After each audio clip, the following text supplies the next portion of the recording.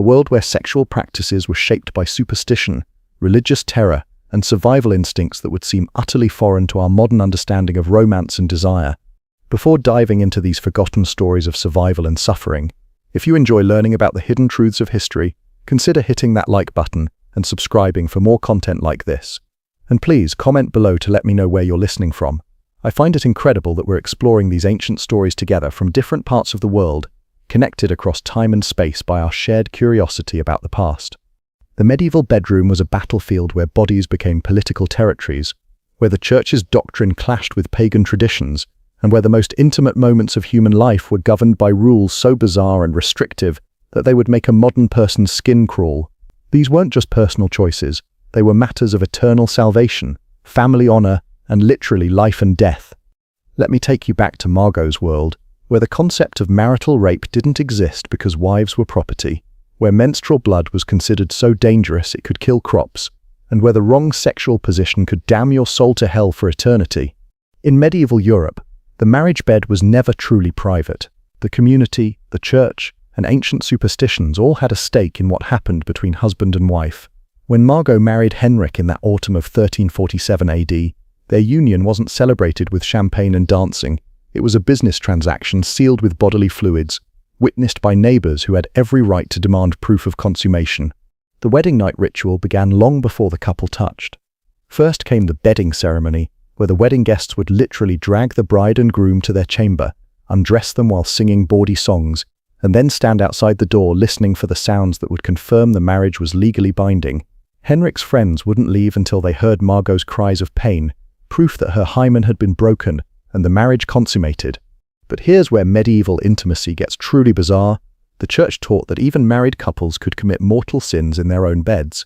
Saint Jerome, writing in the 4th century AD, declared that a man who loves his wife too ardently is an adulterer.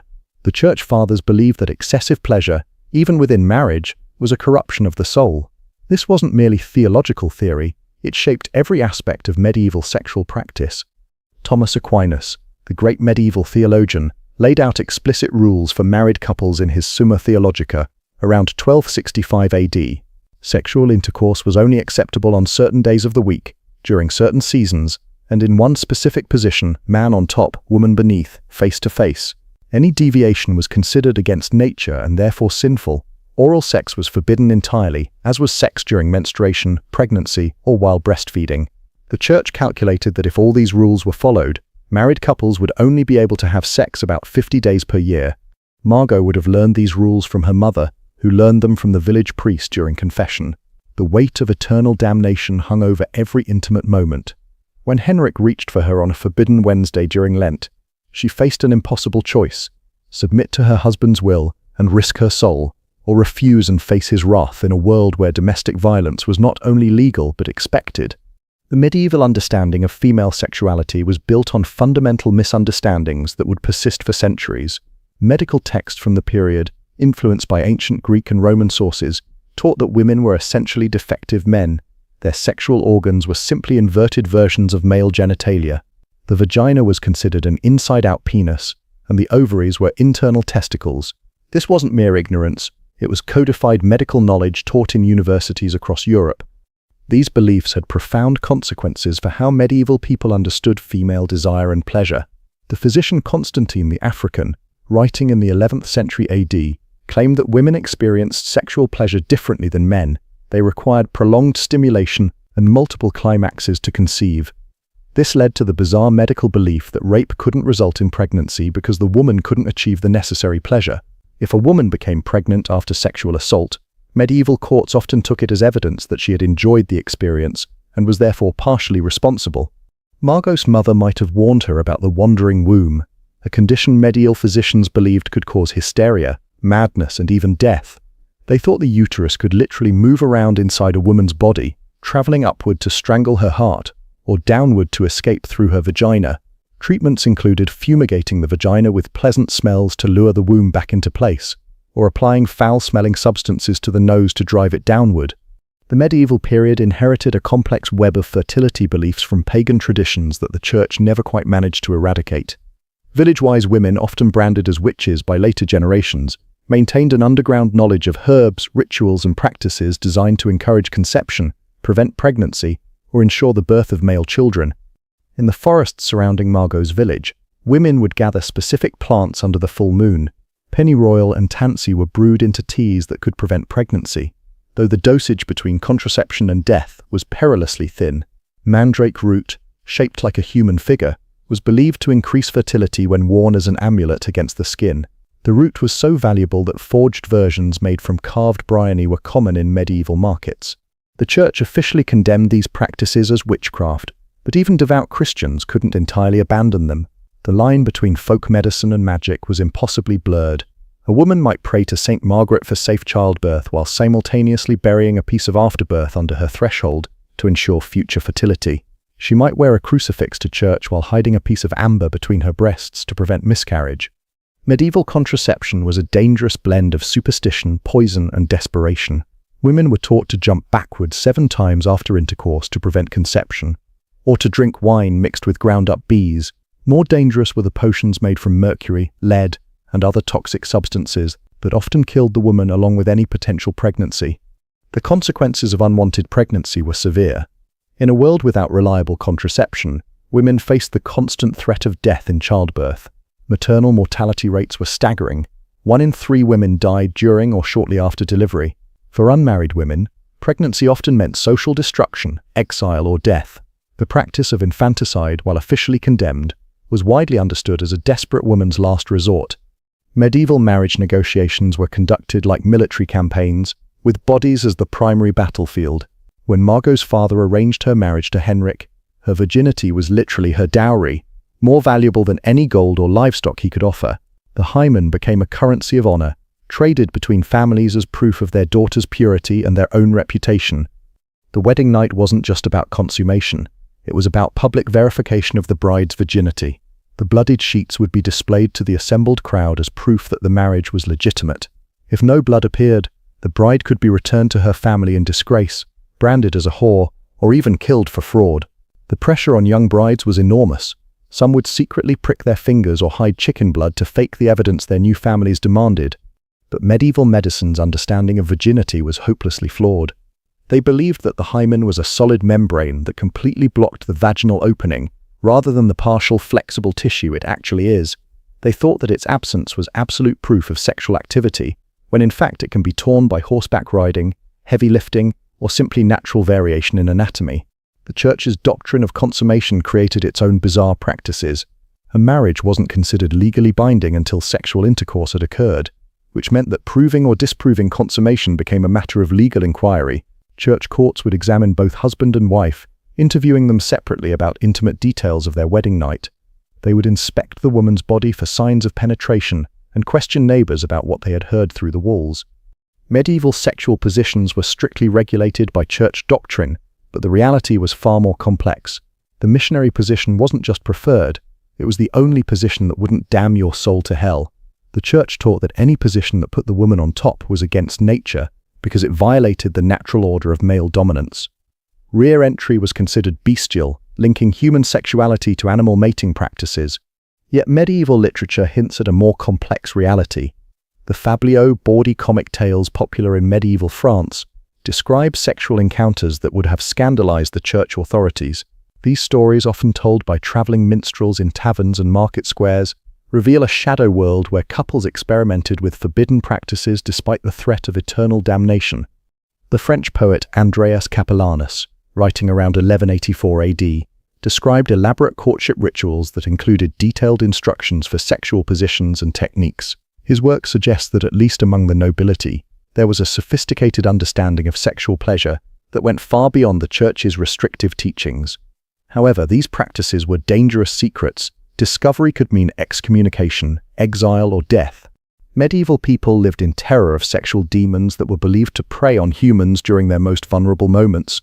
The succubus and incubus were not merely folklore, they were accepted medical and theological facts. Church authorities taught that these demons could take human form to seduce men and women, stealing their life force through sexual intercourse.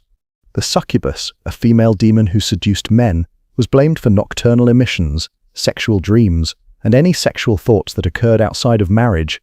Medieval theologians developed elaborate theories about how these demons operated. They believed that a demon could first take female form to collect semen from a man, then transform into male form to impregnate a woman with the stolen seed. Any child born from such a union was believed to be cursed or demonic. The incubus posed an even greater threat to medieval women. These male demons were said to be physically stronger than humans and capable of overpowering their victims. Women who reported sexual dreams or experiences they couldn't explain were often accused of consorting with demons. The line between victim and witch was terrifyingly thin. Sleep paralysis, now understood as a neurological phenomenon, was interpreted as demonic sexual assault. Men and women who woke unable to move, often with the sensation of pressure on their chest, were believed to be under demonic attack. The church prescribed elaborate rituals of exorcism and purification, but many suspected victims were burned as witches instead. The medieval understanding of menstruation was rooted in terror and superstition that would persist for centuries. Menstrual blood was believed to be poison, so toxic that it could kill crops, sour wine, and cause men to lose their virility. The Roman naturalist Pliny the Elder, whose works were still studied in medieval universities, claimed that menstrual blood could drive dogs mad and cause knives to lose their sharpness. Women during their monthly cycles were considered dangerous pollutants, who must be isolated from normal society. They couldn't enter churches, prepare food, or touch sacred objects.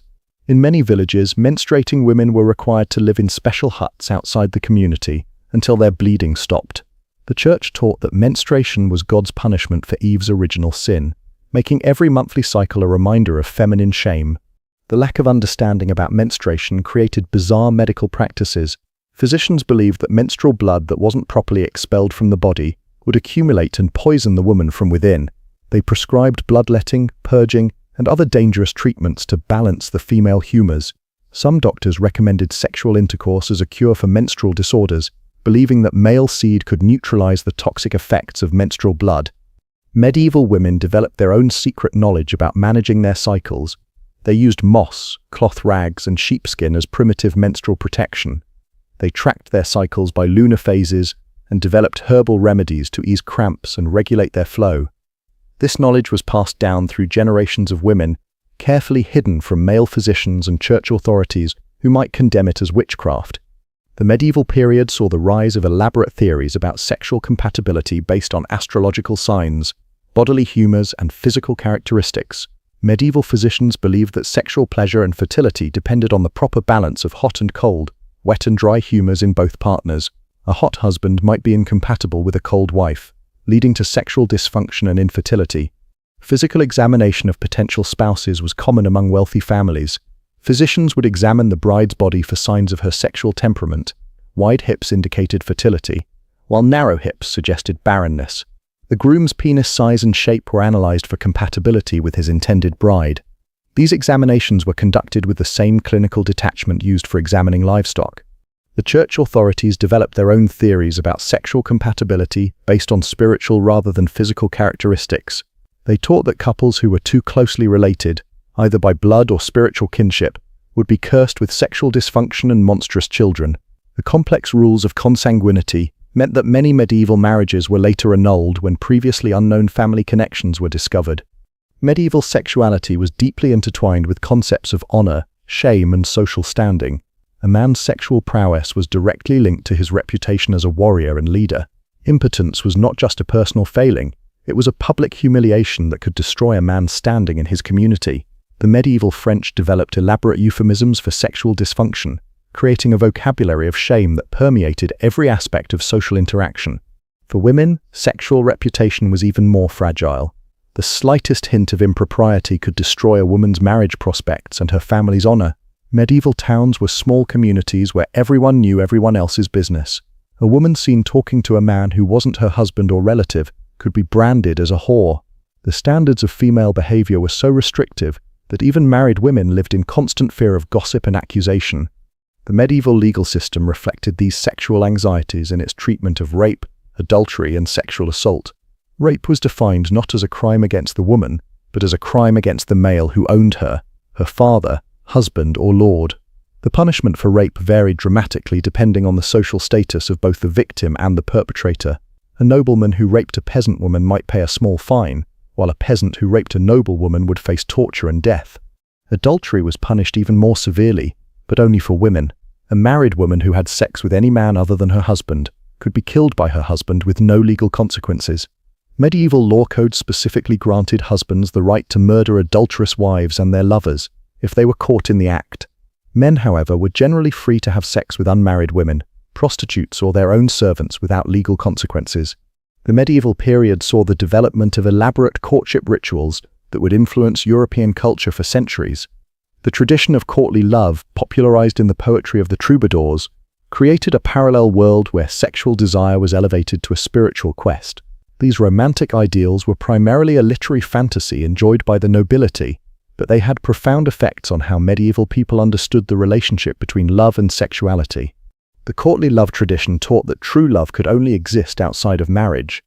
A knight's devotion to his lady was supposed to remain eternally unfulfilled, existing in a state of constant yearning that purified the soul through suffering.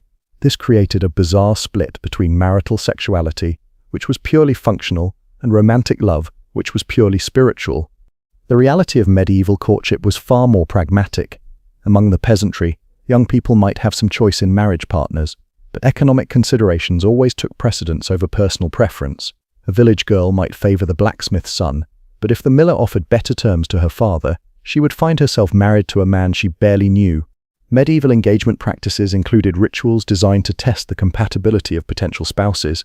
In some regions, engaged couples were allowed to sleep together clothed, separated by a wooden board called a bundling board. This practice allowed families to evaluate whether the couple was physically compatible without risking pregnancy or violating church doctrine about premarital sex. The medieval period inherited a complex tradition of sexual magic and fertility rituals from earlier pagan cultures. These practices were driven underground by Christian persecution, but never entirely disappeared. Medieval peasants continued to practice ancient fertility rituals, often disguised as Christian celebrations or incorporated into folk medicine. The celebration of May Day retained strong sexual overtones despite church attempts to suppress it. Young people would spend the night in the forest, ostensibly gathering flowers and branches to decorate the village. In reality, May Day was an opportunity for sexual experimentation and courtship outside the normal restrictions of village life. Many pregnancies were calculated to result from May Day encounters, leading to a surge in February births. Wedding celebrations included numerous fertility rituals designed to ensure the couple's reproductive success. The bride might be showered with grain or nuts to encourage pregnancy. The marriage bed would be blessed with holy water, but also secretly prepared with herbs and charms believed to enhance fertility. These practices represented a desperate attempt to control reproduction in a world where infant mortality was devastating, and family survival depended on producing healthy children. The medieval understanding of conception was a bizarre blend of Aristotelian philosophy, Christian doctrine, and folk wisdom. Medieval physicians believed that both men and women produced seed that combined during intercourse to create new life. They taught that female orgasm was necessary for conception, leading to the tragic belief that women who became pregnant after rape must have enjoyed the experience. Medieval people developed elaborate theories about how to influence the sex of unborn children. They believed that conception during certain phases of the moon would produce male children, while others would result in females. The position of the stars at the moment of conception was thought to influence not only the child's sex, but also its personality and future prospects. The medieval period saw the development of increasingly sophisticated methods of sexual control and surveillance. The church established networks of informants who reported on the private lives of their neighbors. Confession became a tool for gathering intimate details about sexual practices, with priests questioning penitents about their most private moments. The rise of the Inquisition in the 13th century AD brought new levels of sexual persecution. Suspected heretics were tortured into confessing not only their religious beliefs, but also their sexual practices. The interrogation manuals used by inquisitors included detailed questions about sexual positions, frequency of intercourse, and even the physical sensations experienced during sex. Medieval prisons included special punishments for sexual crimes. Women convicted of adultery might be imprisoned in cages so small they couldn't stand upright, fed only bread and water until they died of starvation. Men convicted of rape might be castrated publicly before being hanged. These extreme punishments were designed not just to punish the guilty, but to terrorize the entire community into sexual compliance. The medieval period produced a vast literature of sexual advice and instruction, though most of it was hidden from ordinary people. Medical texts included detailed descriptions of sexual positions and techniques, but these were available only to educated physicians and wealthy patrons. The average medieval person learned about sex through whispered conversations, folk songs, and the bitter experience of trial and error. The Church produced its own sexual literature, but it was primarily concerned with cataloguing sins rather than providing positive guidance. Penitential manuals listed hundreds of sexual practices with their corresponding punishments. These texts reveal a fascination with sexual detail that contradicts the Church's official position on celibacy and purity.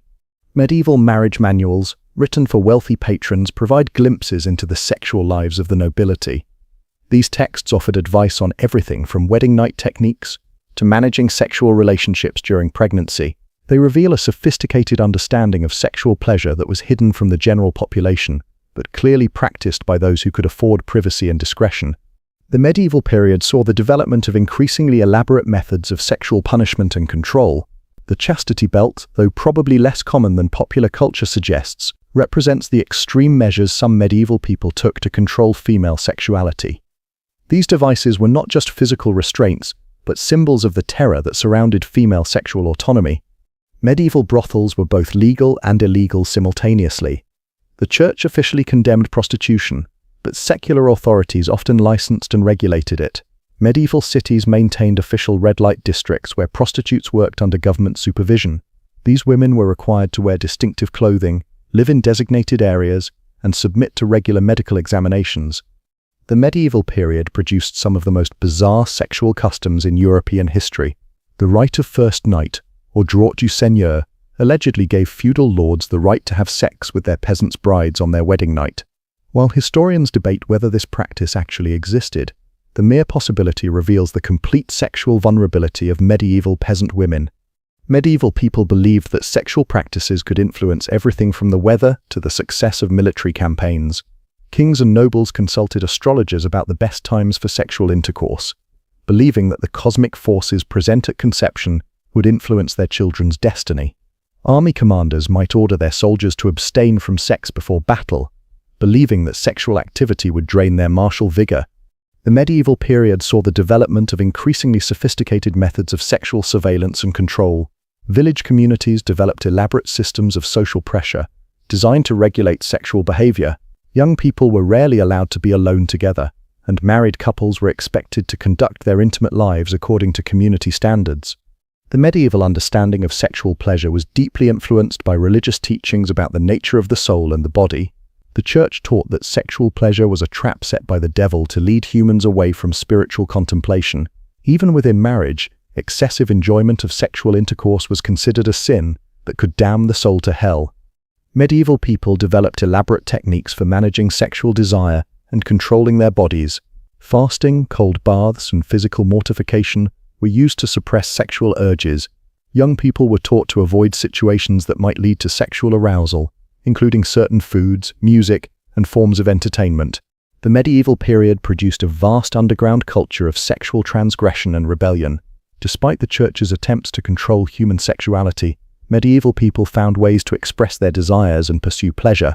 This shadow world of sexual rebellion existed alongside the official culture of repression and control. Medieval sexuality was shaped by practical considerations that modern people rarely consider. The lack of privacy in medieval homes meant that sexual intercourse often occurred in spaces shared with children, servants, and extended family members. The sounds and smells of sexual activity were part of daily life in ways that would shock modern sensibilities.